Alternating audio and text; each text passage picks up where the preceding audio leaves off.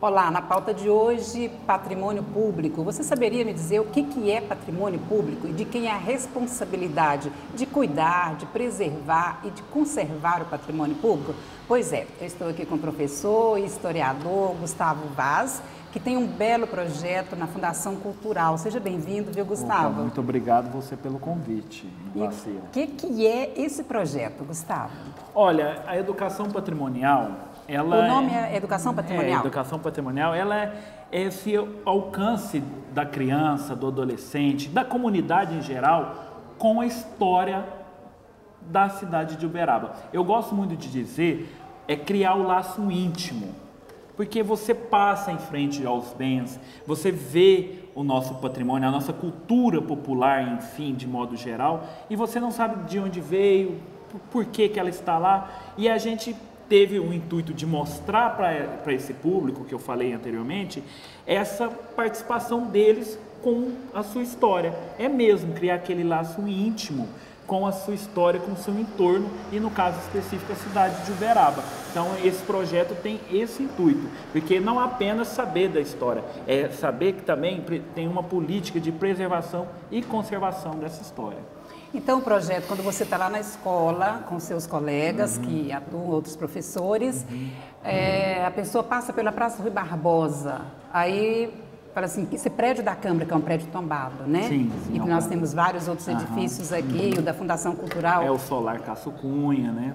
Isso é levado para eles? Isso é levado para eles. A gente divide a palestra, né, no seguinte: vem o historiador Miguel, que é um dos nossos colaboradores, ele vai fazer um recorte histórico mesmo do surgimento de Uberaba, enquanto freguesia, enquanto história, muita gente. Ele fala muita gente, né? Não foi só o Major Eustáquio, foi muita gente embutido nesse processo histórico da nossa cidade, e como foi construído esses monumentos, e o que participou para que esses monumentos estarem até hoje perante a nossa cidade. Então a gente vai mostrando tudo isso. O Miguel mostra como que surgiu isso, depois vem a minha pessoa, enquanto professor, falar de como Uberaba está conservando isso, conservando essa história que teve um princípio e que está agora estruturada até nos dias atuais. Então a criança passou aqui em frente à Câmara Municipal, a própria Fundação Cultural, a Catedral, que agora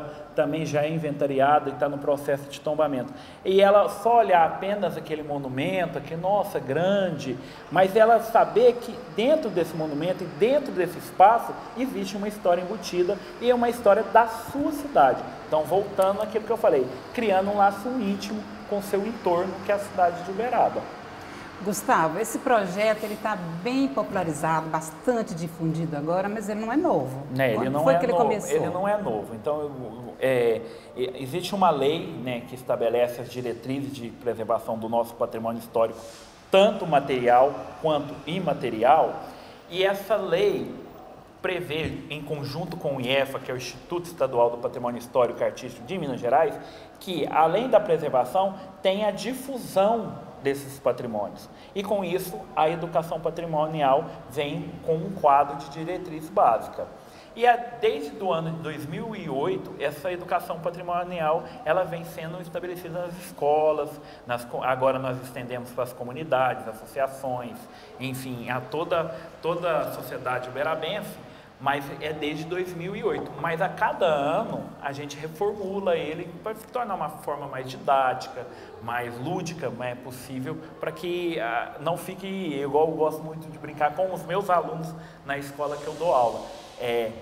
Quando imagina, hoje vai ter aula de história, o pessoal já pensa um professor mais antigo, vai falar de história, e não vai ter esse dinamismo. Então a gente chegou com esse intuito, vamos falar de história?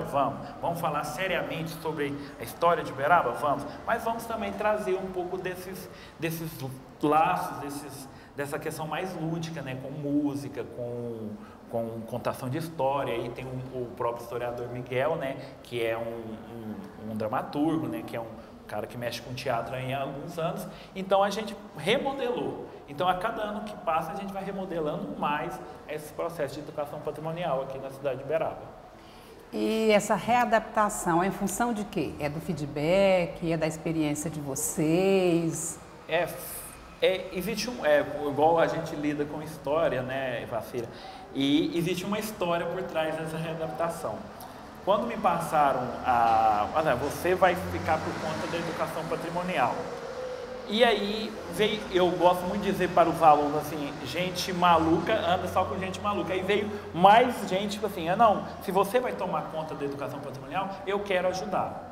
Aí o maestro Lucas, sentei com ele, falei, Lucas, como você é maestro, você é músico, tem como a gente colocar uma música nesse projeto? Ele falou, tem, vamos usar um pouco da nossa cultura popular, dos músicos de Uberaba, daquilo que o Uberaba produz e também daquela cultura popular brasileira, que os alunos gostam também. Porque desde criança a gente aprende uma cantiga de roda, uma cantiga popular, então foi acontecendo isso. Aí o Lucas veio. E com isso, no ano de 2017, o hip hop entrou no circuito do nosso patrimônio imaterial, como bem registrado.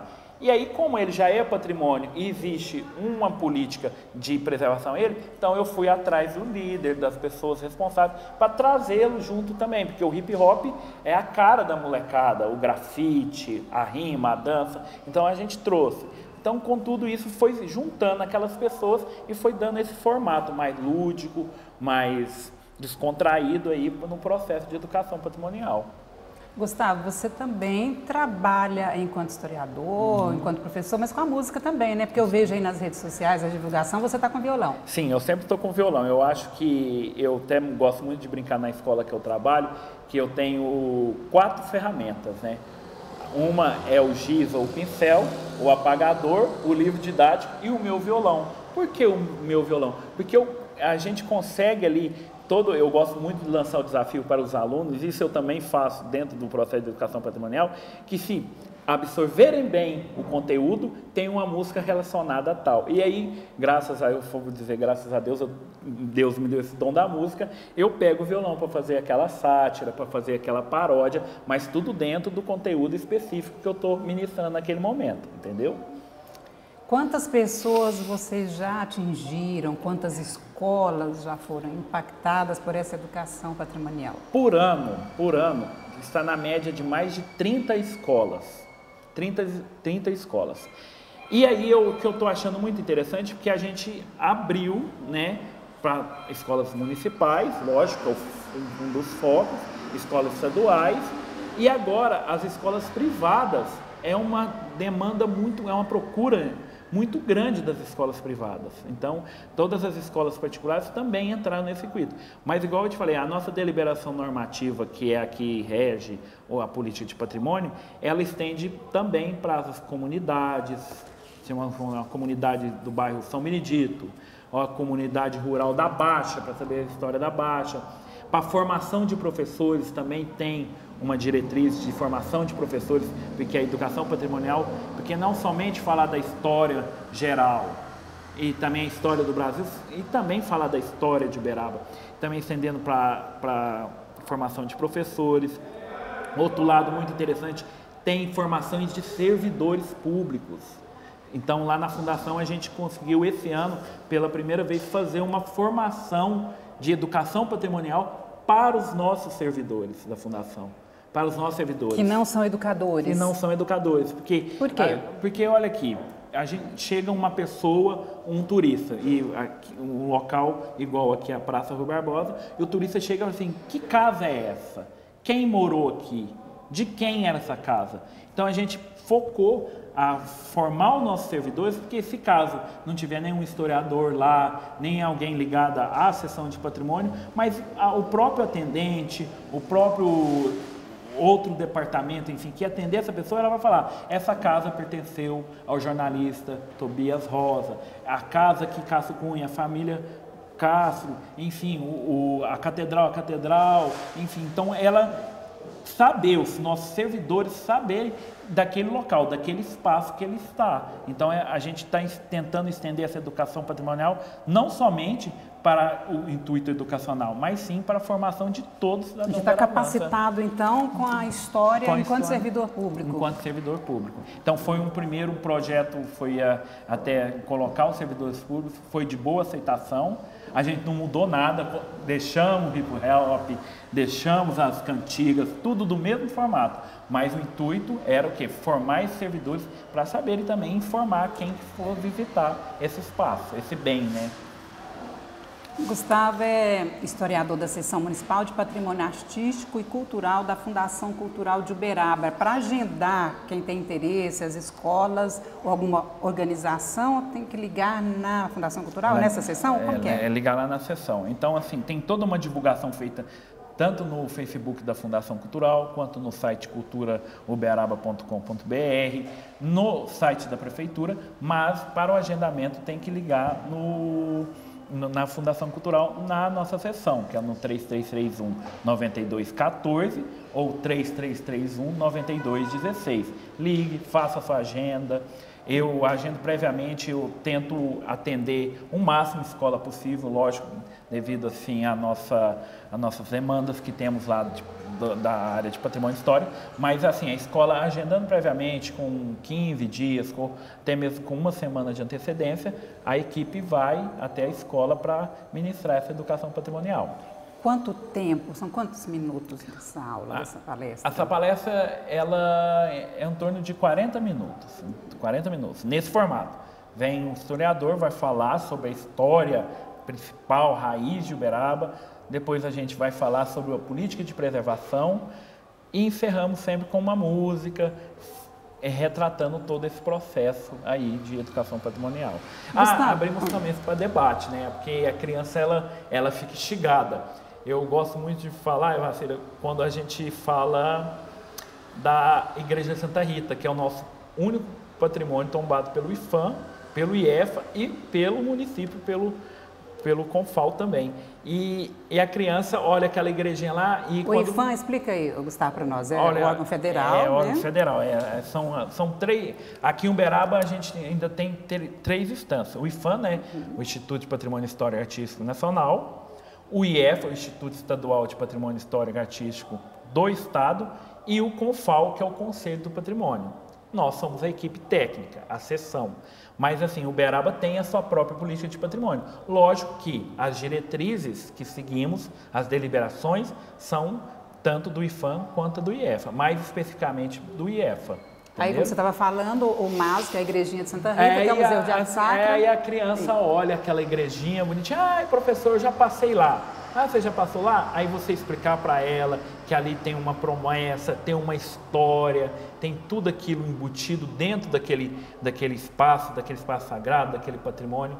E a criança, nossa, eu não sabia, eu falei para minha mãe, eu vou falar para minha mãe, e ela dá esse respaldo para aquilo que a gente está fazendo. É muito gratificante para nós, principalmente que está levando aí esse processo à frente.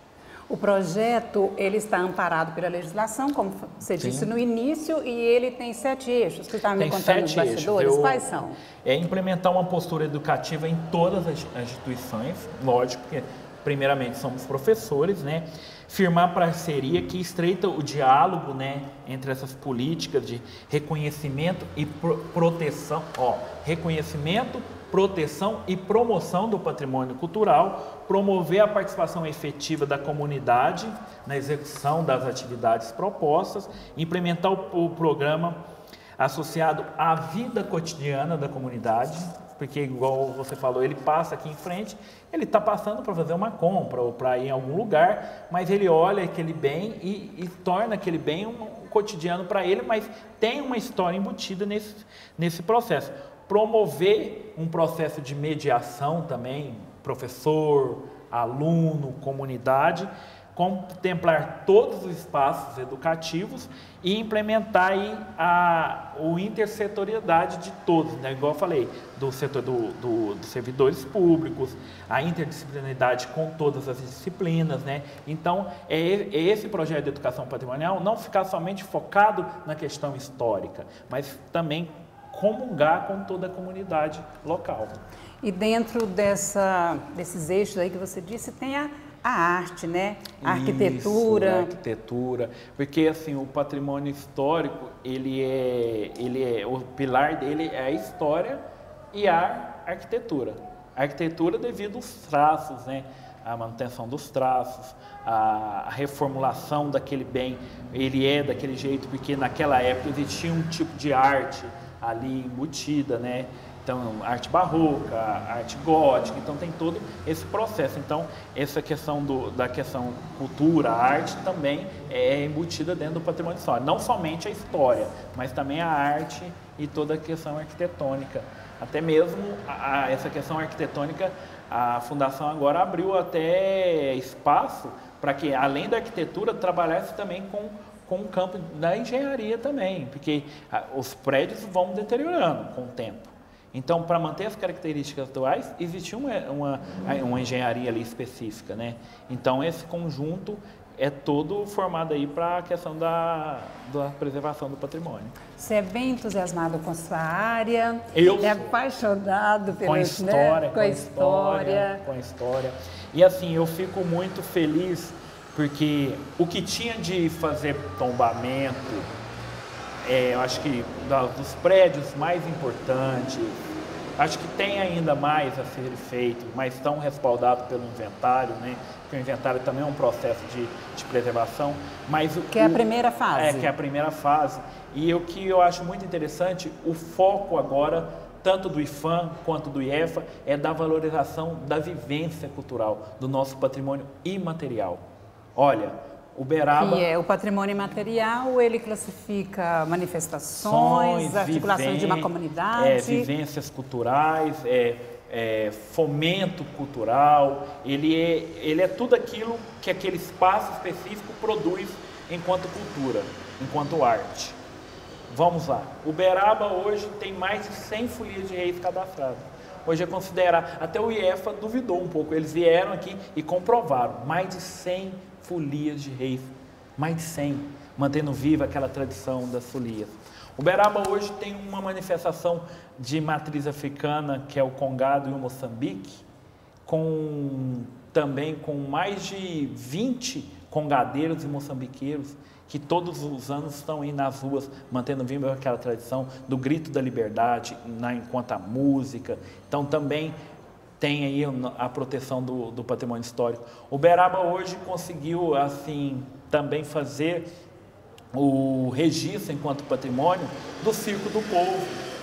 O Circo do Povo, o Festival Chapadão, que é um festival de anos aqui de Uberaba, da música popular brasileira, das casas de matriz africana, a Umbanda e o Candomblé, entendeu? Então, a gente está no processo agora de fazer a Festa da Abadia, que vai ser a partir do ano que vem já considerada como patrimônio imaterial da nossa cidade de Uberaba, fora a banda do 4º Batalhão de Polícia, o modo de fazer sino. Então, para você ver, olha a riqueza do nosso patrimônio imaterial, a riqueza que o nosso povo uberabense produz enquanto história, enquanto viva essa terrinha aqui, que eu amo de paixão. Eu gosto de dizer que eu sou um cara que ama Uberaba mesmo. Amo Uberaba pela sua história, amo Uberaba pelo seu povo e amo Uberaba pela sua vivência. Você é uberabense? Sou uberabense, sou uberabense. Então nós podemos dizer que Uberaba é uma cidade histórica, se formos considerar os dois patrimônios, o material e o imaterial? Isso, um celeiro de cultura. Uberaba, eu gosto de dizer também que é uma colcha de retalho cultural e histórico.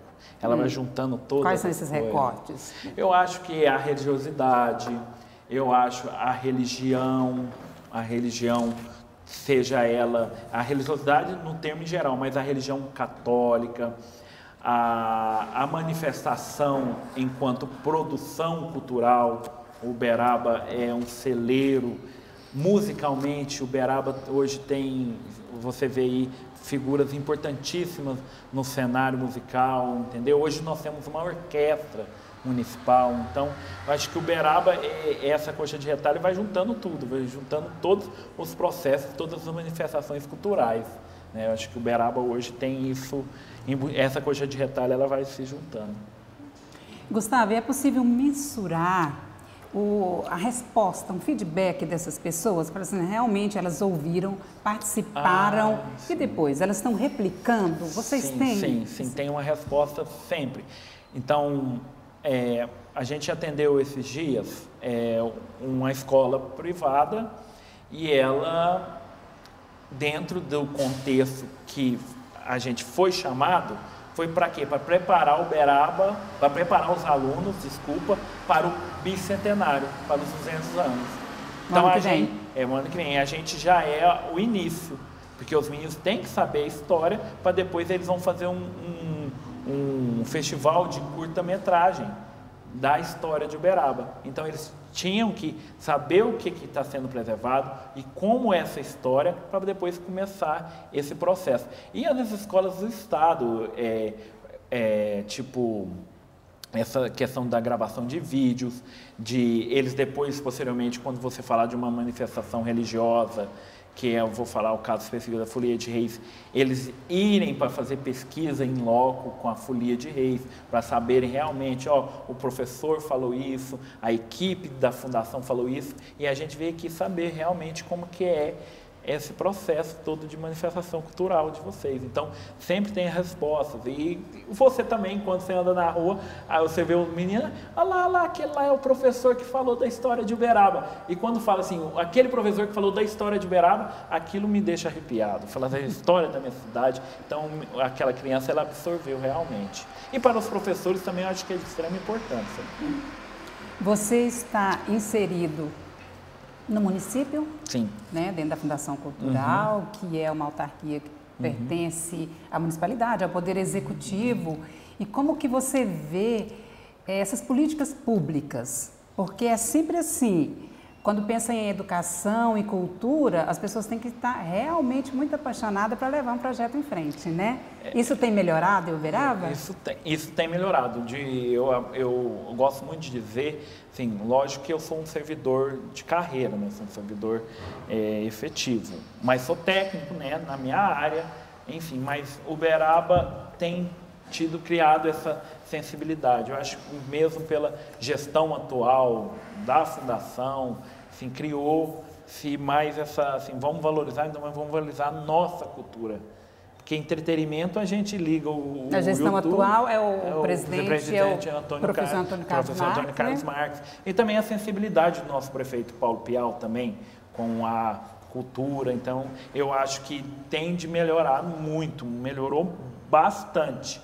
Lógico que você ser sensível à cultura e falar de cultura e não ser taxado como poeta, como, é que o cara está pregando um deserto, será que realmente isso? É muito difícil, mas os espaços são abertos, tanto a Prefeitura Municipal de Uberaba, que dá total apoio à nossa autarquia, né? Lógico que está ligado, mas quanto também a sensibilidade do atual gestor, que é o grande mestre.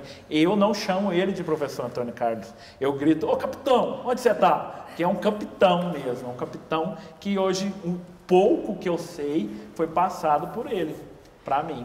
Foi passado por ele. E também passou grandes mestres, né? Eu acho que eu fui, agora eu vou fazer um merchan cercado por grandes mestres, né? Eu tive Cida Manzan, que é a minha eterna chefe, minha madrinha. Do Confal, né? Eu falo, minha madrinha. Eu tive o historiador Pedro Coutinho, eu tive o professor Antônio Carlos ao meu lado, fora muitas pessoas que a gente vai conhecendo no decorrer do caminho, né? Então, você também, Vacília, com as suas obras. Então, eu sou um cara eu sou um cara que, assim, graças a Deus, se tiver alguém para falar assim, eu sou cercado e sou pupilo, assim, mediano de pessoas que sabem, que viveram essa história. O próprio Miguel também, um historiador, Miguel Jacob também, que já está, eu falei assim, eu brigo muito com os alunos, você está vendo que isso que ele está falando? Ele viveu, então vai mais fácil de falar. Brincadeira, mas assim, eu, graças a Deus, sempre me cercaram e sempre estive ao lado de pessoas que vivenciaram e vivenciam essa cultura eternamente. E você imagina, assim, onde vai chegar esse projeto? Onde você quer que ele chegue? Eu quero que alcance todos os cantos de Uberaba, todos, principalmente as áreas mais periféricas. Eu acho que é o mais importante. Eu acho que levar também cultura para aqueles que eruditos, aqueles que já sabem, que já estudam, tudo bem, mas levar para a criança lá da periferia, lá daqueles bairros mais afastados, eu acho que é o principal, e chegar a atingir a todos eles que moram em bairros novos, eles são novos, mas que dentro daquele bairro que está lá distante, existe uma história, um embrião ali para ser contado. Eu acho que o meu alcance é esse. Bom, finalizamos o programa, eu entrevistei o professor historiador Gustavo Vaz, falando sobre o projeto Educação Patrimonial. Esse programa depois você vai poder acompanhar também no canal YouTube. Muito obrigada, viu, Gustavo, por estar aqui com a gente. Obrigado a vocês, a TV Câmara, você, Vacira, e a todos que são sensíveis a esse projeto, a cultura de Uberaba. Acho que muito obrigado a todos vocês, tá? E obrigada por sua companhia. Até breve.